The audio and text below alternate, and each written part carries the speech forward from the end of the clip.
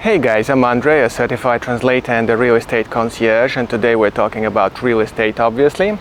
The clip is going to be a little bit unorthodox. Most of you are non-luxury guys, and most of you know that Minsk real estate is a little bit overpriced when it comes to different segments, especially the so-called VIP thing. Now, the VIP thing isn't necessarily bad or negative, and it's just my working class person speaking in such a light. Some of these are nice properties, and some of these are going to be nice properties or concepts. Unfortunately, residential construction was never the strongest point of the Soviet economy. So these days they're not building massively and well. They have different areas, residential complexes that go by some concept. Novaya is a breakthrough concept by a local construction company that decided to build by humans and for humans. You will find one of the reviews in my previous videos. It's a pretty charming area where an American gentleman has just bought himself a little flat for the residence and for the sake of living somewhere. And so far he's enjoying it. So let's see if other places, concept places like Livada, Olympic Park and others are fitting your expectation and understanding of a place to live, and see what kind of pros and cons they may have. And that's going to be my rather subjective and biased approach to the subject. Many of you will have your own opinion. I respect that, so let's compare what we have.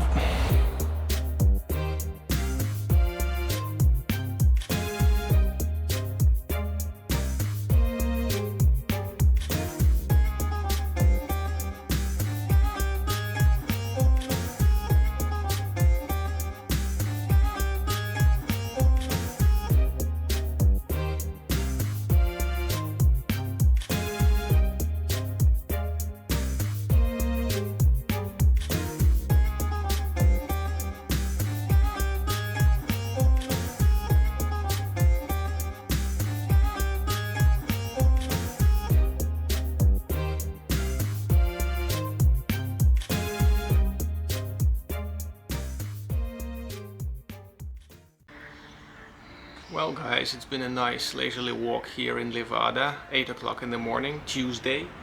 I'm not sure where the rich guys are, probably everybody's sleeping, not many luxury cars outside.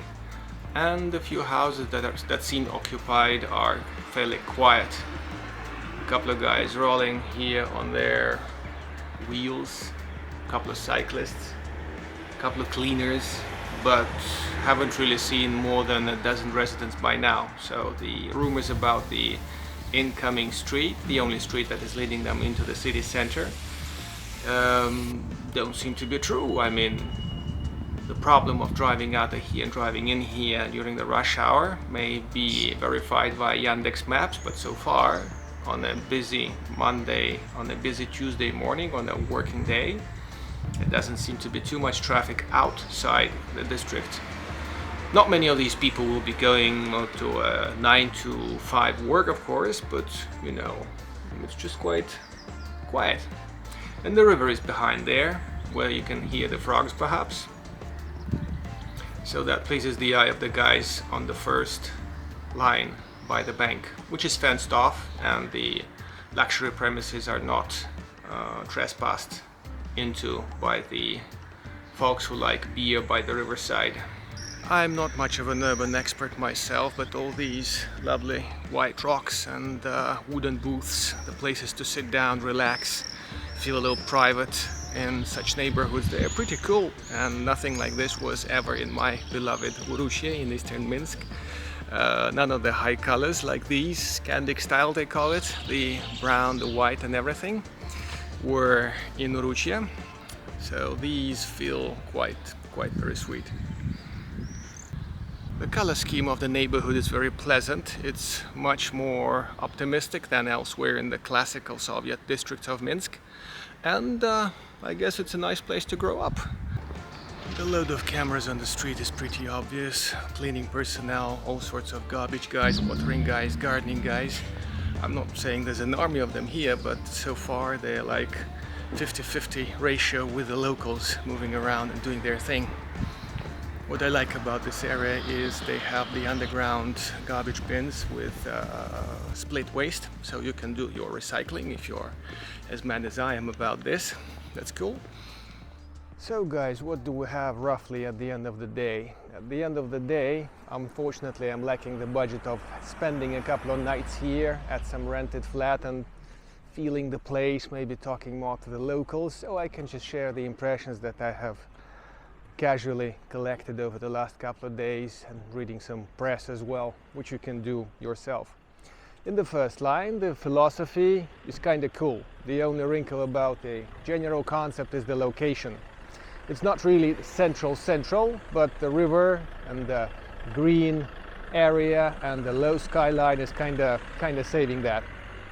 It's also quite obvious that everything is new, designed and sweet and, you know, was made for the people. That's kind of cool. The courtyard entrances are coded, so you can't really get there from outside. Neither I'm willing to at the moment, as a matter of fact. But, you know, it's kind of cool that no strange guys can walk around and you can supervise your kids' little play from the window, from upstairs, which is good. Speaking of kids, what is not good is the place doesn't seem to have its own kindergarten, which is rumored to be coming, but by the time it's there, the guys will need some school. Neither there is a school, so the parents have to take their kids to school and probably collect them back, which is an obvious shortcoming for family folks because they have to earn a coin somewhere to pay off these luxury premises. They're not really luxury, they say prices start from $1,300 black wall. And I guess there are some ready options, so you can open up some websites. I'll leave the major links down below and you can just see the options yourself and see how the whole thing works.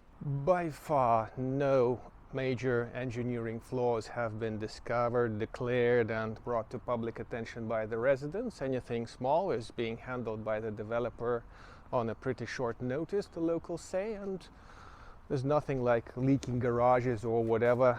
Somewhere they had to improve the water insulation of the ground floors to avoid any extra humidity in the garages and on the first floors, but apparently this has been handled already. So no big deal about that. The rough conclusion may fit what was concluded about Nova Barovaya. Nice place, not super centrally located, a short ride from the center if you have to be there. Depending on your lifestyle and your concept of earning money, why the hell not? You should come up over here, give it a try and make a bargain, especially if you find a deal. And if you need a translator capable to handle the deal negotiations, a guy who is relocating people to Belarus, I'll be happy to serve your best interests during that process.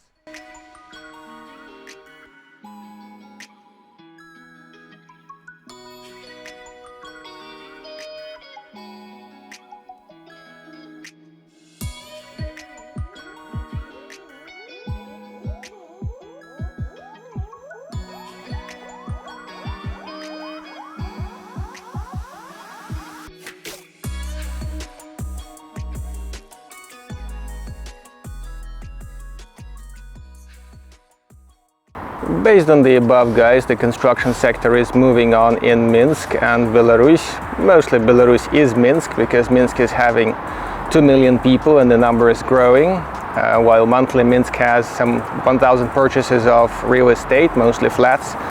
Other regional centers like Grodno and Brest, my favorite, are barely scoring 100 or 150 depending on the month, so that speaks of something. But if you're into retirement and a peaceful way of living, Brest and Grodno may be, in a way, better than Minsk. I'll leave it up to you to discuss and argue. I operate across the whole country, so fixing lodge somewhere there or here and residency is just absolutely not a problem.